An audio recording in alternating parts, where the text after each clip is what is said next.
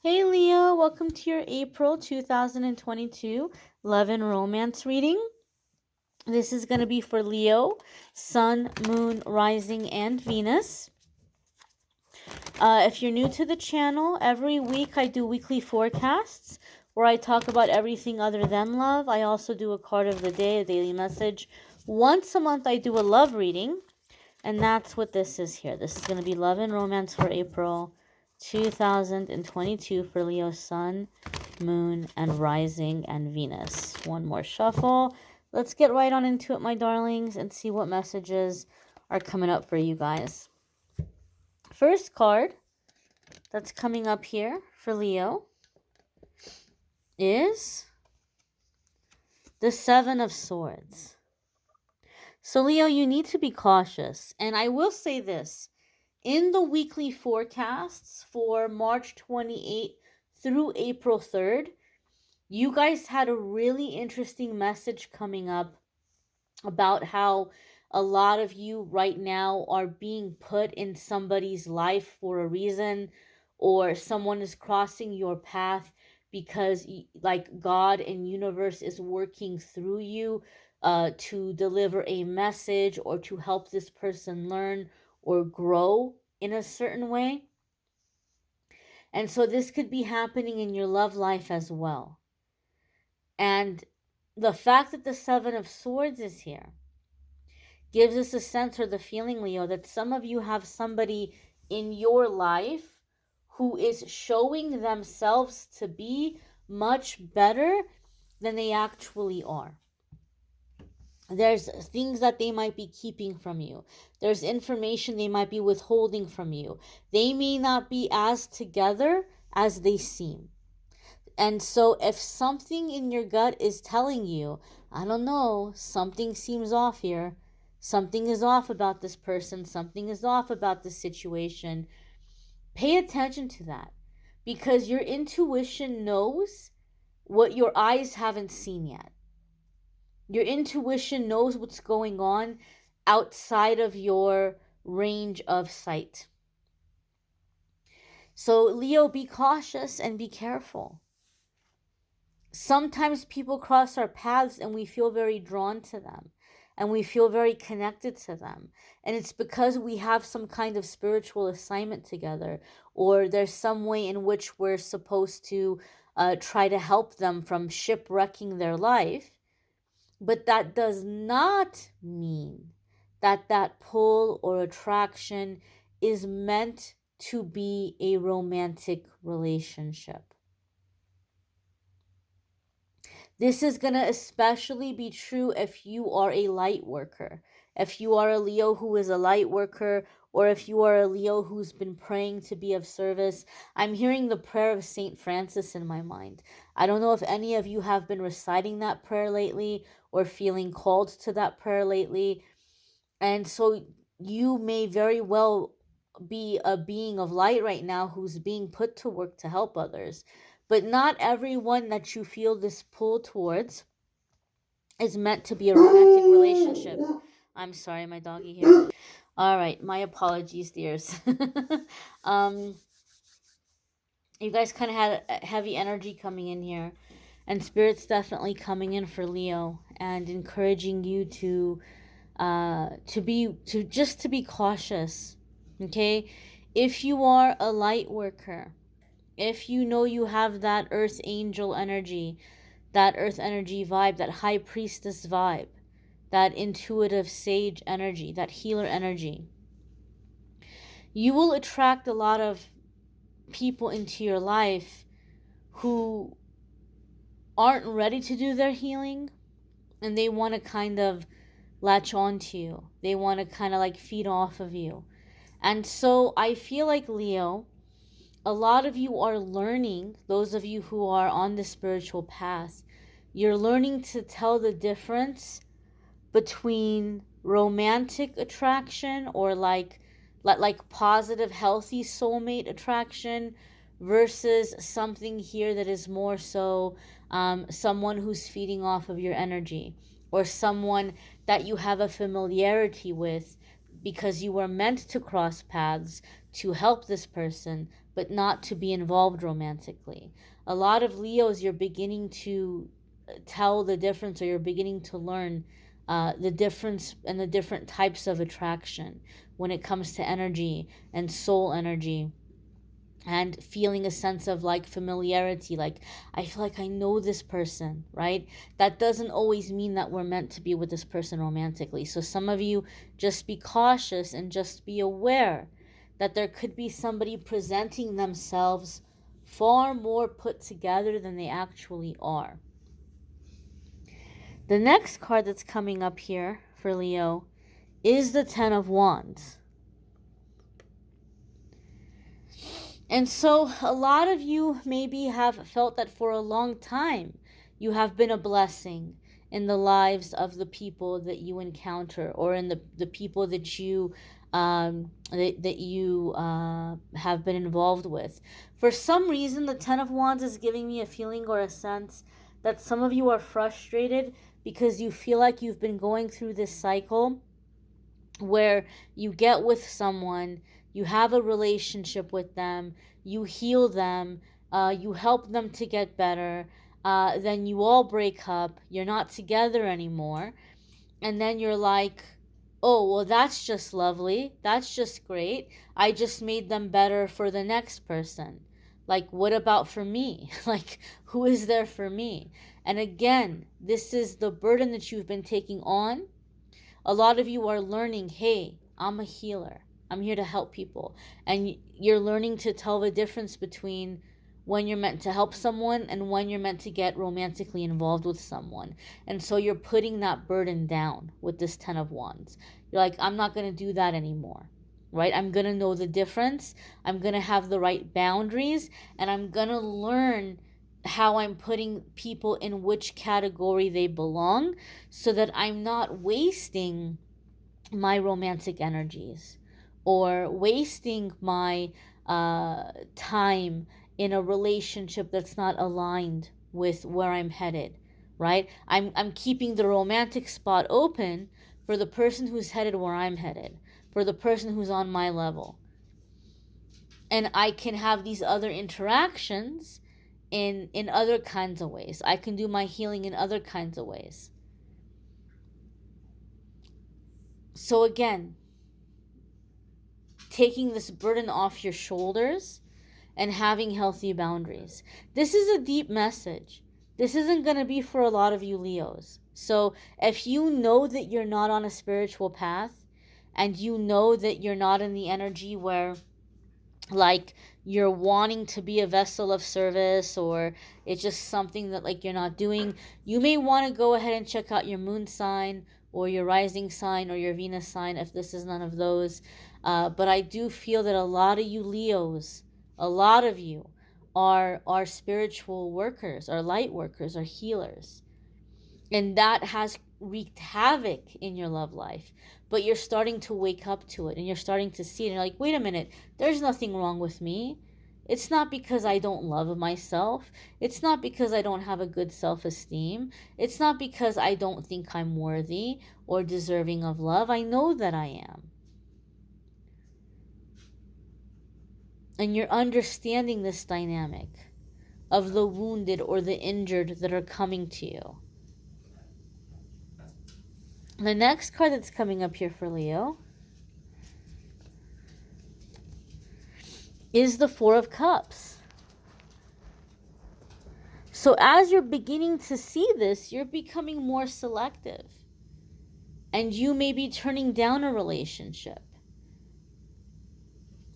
A lot of, I encourage Leo to go back and to watch the weekly forecast for March 28th through April 3rd, because another thing that came up for you all in the weekly forecast was that a lot of you were healing from physical trauma.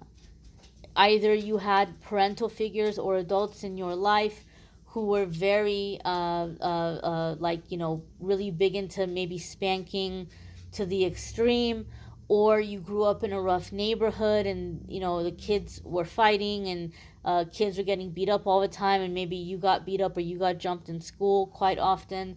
I got a sense that a lot of Leos were healing from physical trauma.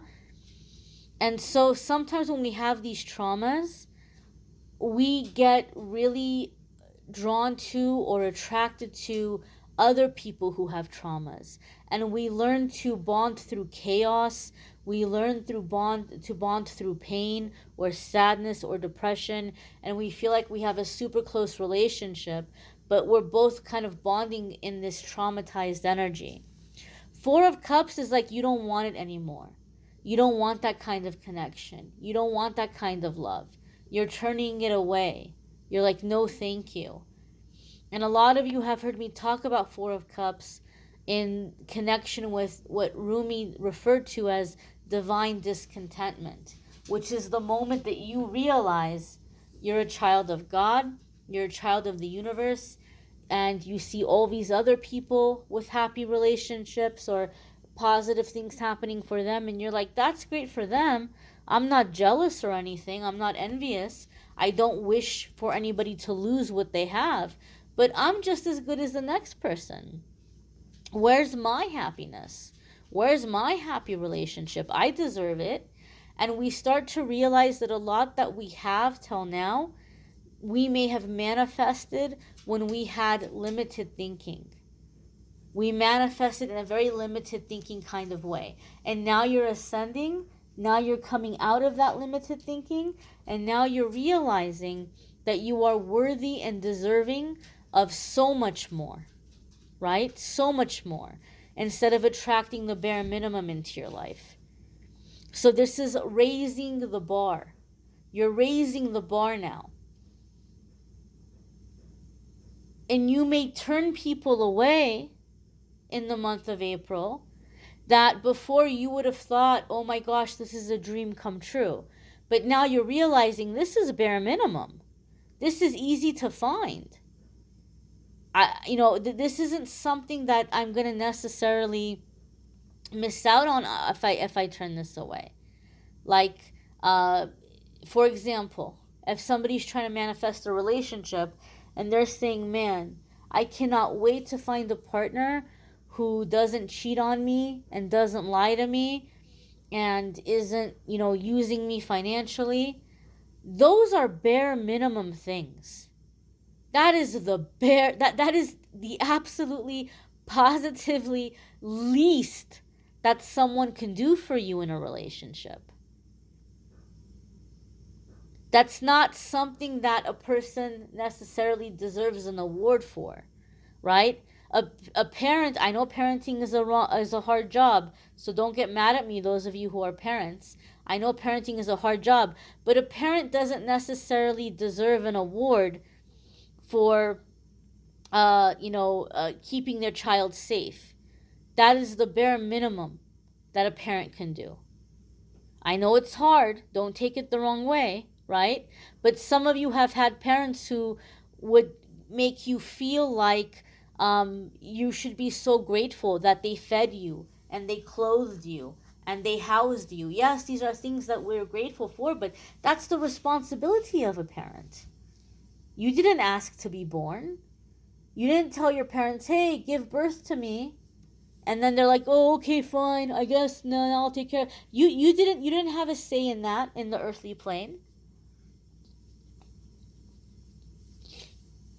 So the same with the relationship. Like, you're not twisting anybody's arm, forcing them to be with you.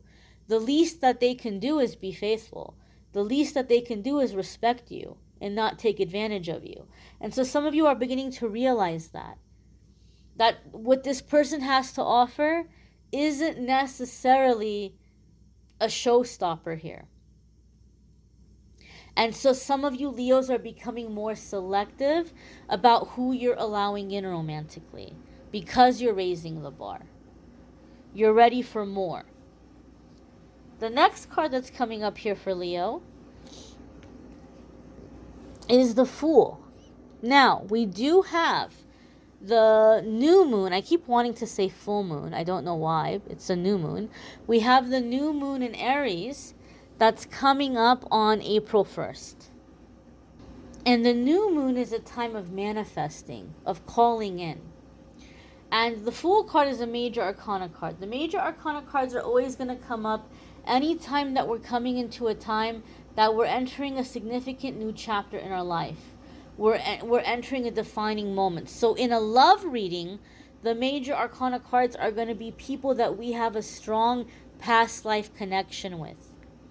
It's going to be people who we have a contract with. We agreed that we were going to meet in this lifetime for a specific reason.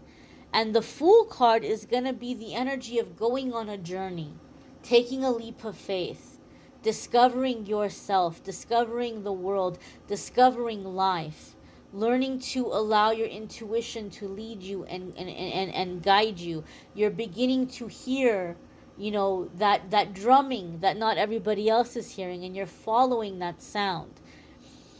And so with the Fool card, this is telling me that, Leo, you are laying down a boundary, and you're saying enough is enough with the same old, same old. And I'm not just going to let just anybody into my life. You're making that statement, you're taking that stand, you're raising that bar. And then, with this new moon energy, the universe is saying, Leo, we hear you. We hear you, Leo. You're ready. You mean it. You proved what you said. You're not holding place for this old stuff in your life anymore. You made it very clear that you're not settling. Now you're ready for this soulmate. So when the Fool card comes up for me, this is going to be the kind of soulmate, Leo, where it's definitely a case of opposites attract. There might be a lot of things about the two of you that other people would not guess that you're a couple. Like if everybody was at a party where a lot of people didn't know each other and you all were playing a game, guess who's with who, like match up the couples, people might not guess that you guys are a couple. There might be a lot of differences about you.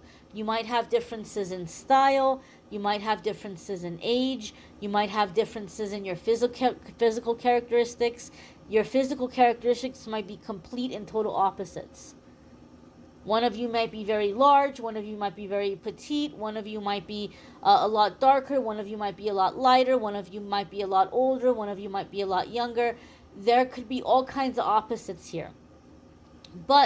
And also there could be opposites in terms of where you grew up, how you grew up, how you were raised.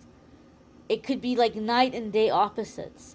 But still, when the two of you come together, there's a strong connection, there's a strong attraction, and there's a sense of home. And the things that this person is not so strong in, you have strengths. And the things that you're not so strong in, they have strengths. So when the two of you are coming together, it's like a powerhouse of a relationship. You guys are a powerful couple. It works. You fit. You may seem very opposite. And this might be somebody very different from your usual type. But there is attraction here. There is love here. There is connection here.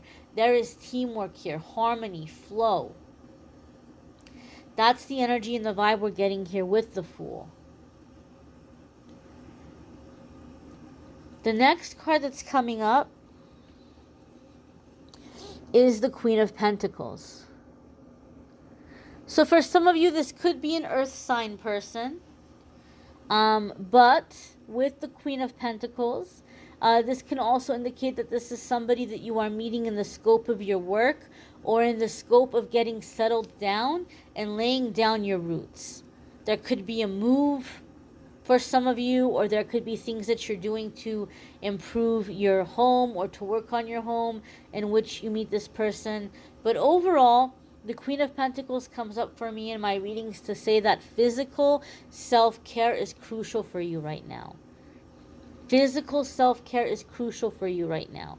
Making sure you're getting good sleep. Making sure you're feeling like you have a sense of sanctuary in your home space. Making sure that you are treating yourself as well as you would treat a guest in your home. Serving yourself. Giving yourself what you need.